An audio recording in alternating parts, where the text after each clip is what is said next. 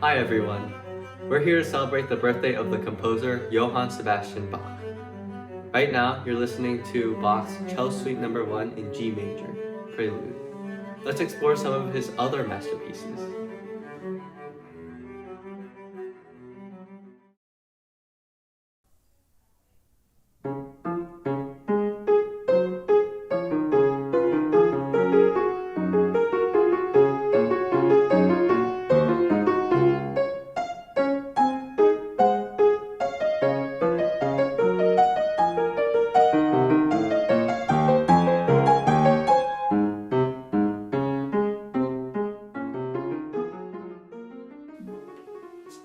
The piece I played was the Fugue in C-sharp major from Part 2 of Bach's Ultimate Clavier. So as with all fugues, it starts out with the subject in one line. We have it in the bass line here. After that, we have the answer in the soprano. So there's two types of answers, real and tonal. So real answers are when all the intervals are directly translated. And then tonal answers are when there are slight differences. In this example, we have a tonal answer because in the beginning we start on a C sharp and the last note ends up on a G sharp, which is a fifth above. But in this answer, we have, so we start on a G sharp, but then we only end up a fourth above with the last note of C sharp. Another interesting thing he uses here is the use of stretto, which is when you have multiple subjects overlapping. So for example, this section,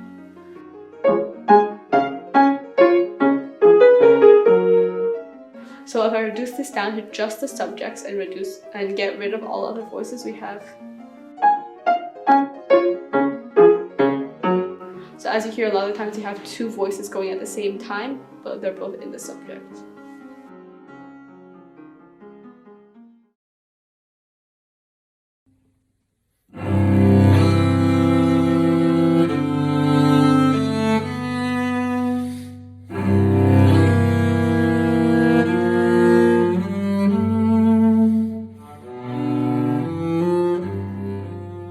Many of Bach's compositions feature simple motoric rhythms and shifts of underlying harmony. The sarabande from the third suite opens up with the successions of chords showcasing the natural warmth and resonance of the cello. The rhythmic pattern is similar to his other sarabandes with an emphasis on beat 2 of the measure. This pattern is clear from the first measures.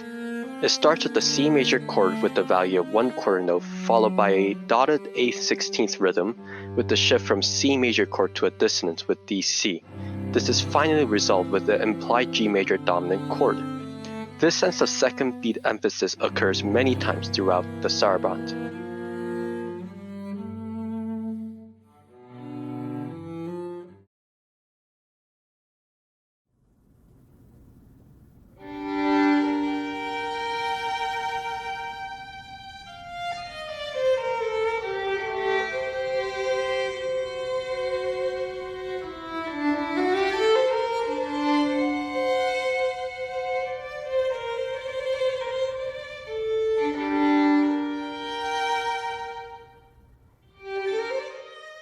Hello! So the piece that you just heard is the first movement of Bach's Violin Sonata No. 1. As you can see, I have the sheet music pulled up, and Bach uses a lot of chords.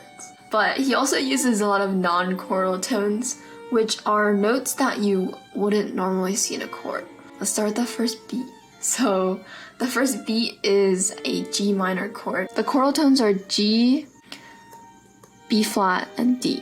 It's the same chord in the second beat, but this time we have a scale. All the notes that are not choral tone, we call a non-choral tone. And these specific ones are called passing tones. The next beat, we have a D major chord with a G that resolves into an F sharp. And the G is considered a suspension since it's part of the G minor chord from the beat before. It's not supposed to be part of this D major chord. But then it resolves into an F sharp, which is supposed to be part of this chord. Suspensions are most commonly seen from the 4th scale degree to the 3rd scale degree, like this one, or from the 6th to the 5th. And that's kind of just the first 3 beats of this violin sonata.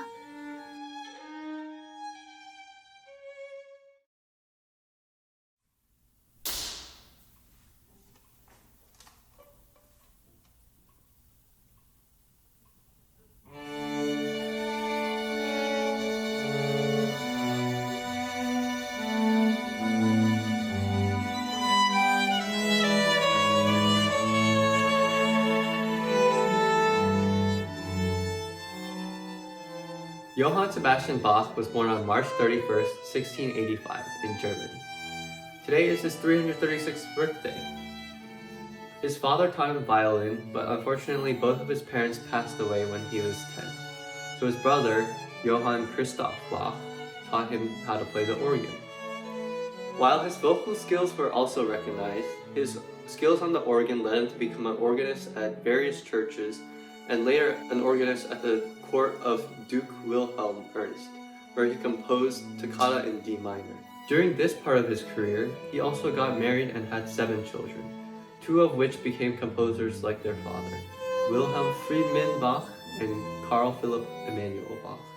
Unfortunately, his wife died suddenly in 1720 at age 35, leading Bach to write the masterpiece Chaconne as the last movement for his Partita in D minor for solo violin, in dedication for her. With his second wife, he had 13 children, 2 of which, Johann Christoph Friedrich Bach and Johann Christian Bach, also became composers.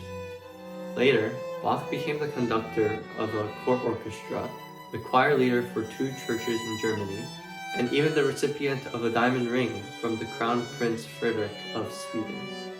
Today, we recognize his works from choral music to orchestral concertos to solo pieces as an essential part of the Baroque period, and also as an essential part of music history itself. His innovations in harmony and polyphony brought us the music that we love today. Yes, even movie soundtracks and pop songs. But most importantly, throughout his career as an amazing composer, he consistently gave private lessons and taught music to children, sharing his love for music and becoming the inspiration for our organization, Back to Bach.